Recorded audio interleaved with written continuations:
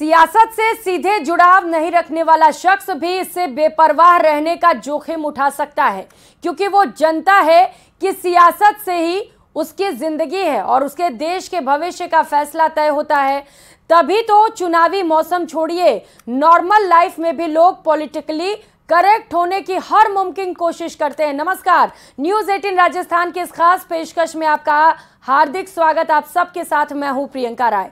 चुनावी मौसम में हम आपको सूबे की सियासत से जुड़े वो अनसुने किस्से सुना रहे हैं, जो न सिर्फ रोचक और ऐतिहासिक हैं, बल्कि इनमें कामयाबी के सूत्र भी बिखरे पड़े हैं। तो चलिए शुरू करते हैं सियासी कहानियों की हमारी एक खास सीरीज, मुख्यमंत्री।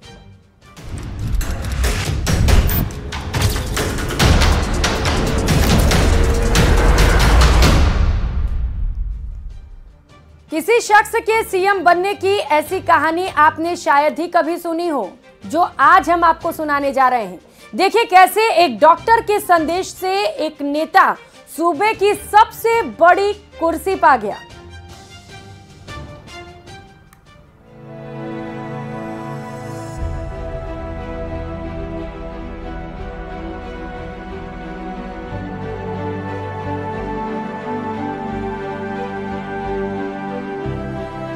अगर किसी चीज को दिल से चाहो तो पूरी कायनात उसे तुमसे मिलाने की कोशिश में लग जाती है। प्रदेश के 10वें मुख्यमंत्री शिवचरण माथुर पर यह बात पूरी तरह से फिट बैठती है।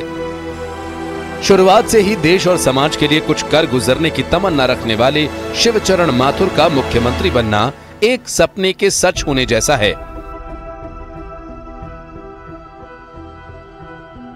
बिना किसी राजनीतिक पृष्ठभूमि के एक साधारण परिवार और सुदूर गांव से चलकर सूबे के सबसे बड़ी कुर्सी पर खुद को स्थापित करना उन्हें सियासत में एक उदाहरण बनाता है। का ओवरऑल करियर था राजनीति का, वो बहुत अच्छा करियर था और एक बहुत ही इंटेलिजेंट आदमी था वो, जिसकी अपने दुश्मन भी कभी बुराई नहीं करते थे।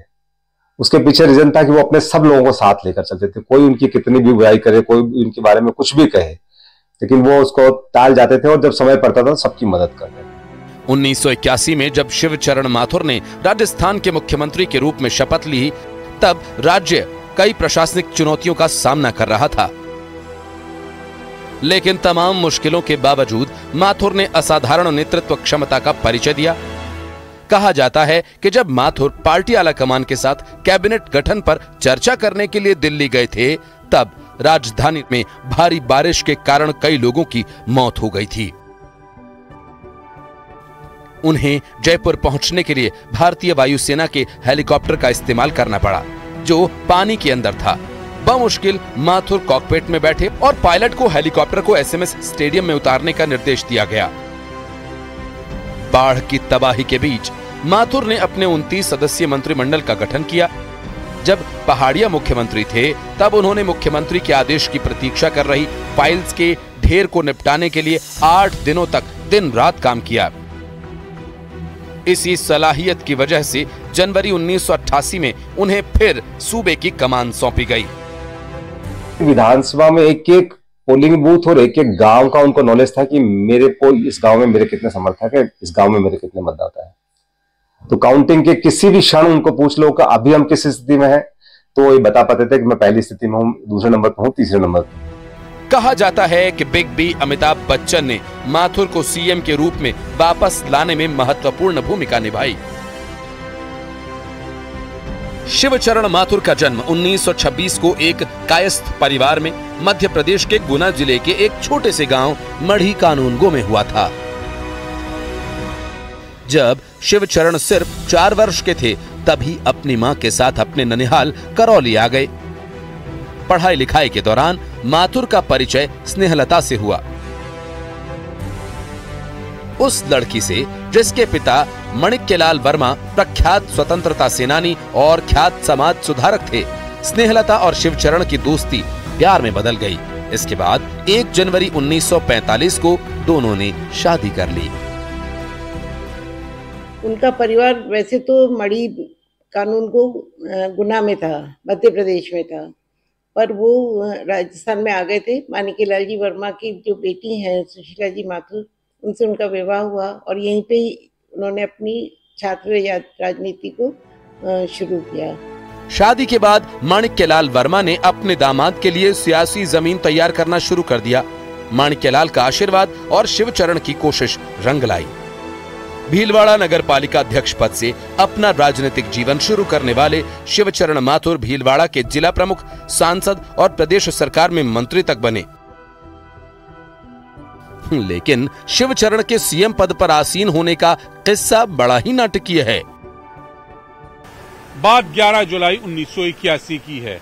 दिल्ली में इसी राजस्थान हाउस के अंदर शिवचरण माथुर और हीरालाल देवपुरा मुख्यमंत्री जगन्नाथ पहाड़िया को हटाने में लगे थे। एक दोपहर को शिवचरण माथुर को प्रधानमंत्री इंदिरा गांधी के फिजिशियन डॉक्टर केपी माथुर ने फोन कर यहां पृथ्वीराज रोड पर बुलाया और प्रधानमंत्री का पहाड़िया को हटाकर सूबे की जिम्मेदारी उन्हें सौंपने का संदेश दिया। संदेश में शिवचरण माथुर से ये भी कहा गया था कि इस बात की भनक किसी को भी नहीं लगनी चाहिए, वरना उनकी ताजपोशी टल भी सकती है। ठीक 3 दिन बाद जैसा कि डॉक्टर माथुर ने बताया था वैसा ही हुआ। शिवचरण माथुर 14 जुलाई 1981 को पहली बार राजस्थान के मुख्यमंत्री बने और 23 फरवरी 1985 तक इस पद पर बने रहे। इस कार्यकाल के दौरान ही 1984 में लोकसभा चुनाव हुए। इंदिरा गांधी की हत्या से उपजी सहानुभूति लहर ने कांग्रेस को देश भर में ऐतिहासिक जीत दिलवाई। राजस्थान में कांग्रेस ने क्लीन स्वीप करते हुए सभी 25 लोकसभा सीटें जीती थीं। तब राजस्थान में ऐसा पहली बार हुआ जबकि सभी 25 सीटें एक ही पार्टी के खाते में चली गई हों। शिवचरण का सितारा बुलंद था, लेकिन 1 साल बाद स्थिति पूरी तरह से पलट गई। 1985 में विधानसभा चुनाव प्रचार के दौरान भरतपुर के तत्कालीन विधायक राजा मान सिंह की पुलिस की गोली से मौत ने सबको हिला दिया। मुख्यमंत्री शिवचरण माथुर से इस्तीफा ले लिया गया और हरदेव जोशी को प्रदेश की बागडोर थमा दी गई। और घटना यह कि भरतपुर जिले की वो यात्रा पे थे, डीग में कोई चुनाव था। वहां से जो नुमाइंदे थे वो पूर्व राज परिवार के सदस्य राजा मान सिंह, पुलिस से उनकी भिड़ंत हुई और पुलिस ने गोली चलाई और जिसमें उनकी जान चली गई। ये बहुत ऐसा मुद्दा बन गया कि कांग्रेस पार्टी के लिए अपना बचाव करना मुश्किल था और इस घटना ने मुख्यमंत्री पद से उनकी बलि ले ली। मांडलगढ़ के अलावा पूरे जिले के लिए उन्होंने मनाई। आज जो अपन इसको औद्योगिक नगरी भीलवाड़ा को कहते हैं, उसमें बहुत बड़ा योगदान आदरणीय माथुर साहब का रहा है। जब वो मुख्यमंत्री हो गए तो समग्र विकास उन्होंने पूरे राज्य का भी अपने हिसाब से किया, लेकिन उनकी खूबी ये थी कि वो सारे कार्यकर्ताओं के बीच में बैठ करके कोई भी समस्या होती थी तो निस्तारण उन्हीं के कहने के अनुसार किया करते थे। जिस प्रकार डीग के हादसे के बाद माथुर को मुख्यमंत्री पद से इस्तीफा देना पड़ा, उसी प्रकार देवराला के सती हादसे के बाद बने माहौल में हरिदेव जोशी को जनवरी 1988 में इस्तीफा देना पड़ा। नियति का ऐसा चक्र घूमा कि उनके स्थान पर शिवचरण माथुर को मुख्यमंत्री बनने का दूसरा मौका मिल गया। ये बात और है कि मुख्यमंत्री के रूप में अपनी दूसरी पारी के दौरान माथुर को मुश्किल वक्त का सामना करना पड़ा। उन्हें राज्य सरकार के कर्मचारियों की हड़ताल का सामना करना पड़ा। उनकी किस्मत हिचकोले खा रही थी।